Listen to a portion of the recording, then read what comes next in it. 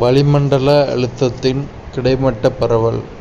காற்று வெப்பமடையும் போது விரிவடைந்து செங்குத்தாக மேலே உயர்வதால் காற்றின் அழுத்தம் குறைந்து தாழ்வழுத்த பகுதி உருவாகிறது. மாறாக குளிர்ந்த காற்று அடர்த்தி அதிகமாகி செங்குத்தாக கீழே இறங்குவதால் தரைப்பகுதியில் காற்றின் எடை மற்றும் அழுத்தம் அதிகரித்து உயர் அழுத்த பகுதி உருவாகிறது. இன்னொரு பாக்ஸ் கொஸ்டின். புவியின் சுழற்சியானது புவி மேற்பரப்பில் நகரும் பொருட்களின் மீது தாக்கத்தை ஏற்படுத்துகிறது. தடையின்றி நகரும் பொருட்கள் புவியின் சுழற்சியினால் நேர்கோட்டில் பயணிப்பதில்லை. அவை வடைகோளத்தில் வலப்புறமாகவும் தென்கோளத்தில் இடப்புறமாகவும் நகரும்.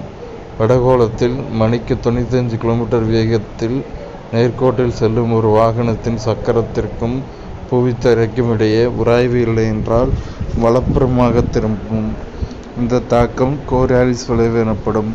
இந்த விளைவை கண்டறிந்தவர் ஜி கோரியாலிஸ். இதன் காரணமாகவே செயற்கைக்கோள் ஏவும் தளங்கள் கிழக்கு கடற்கரை பகுதிகளில் அமைக்கப்பட்டுள்ளன. எடுத்துக்காட்டாக Sriharikota, India, French Guyana, France.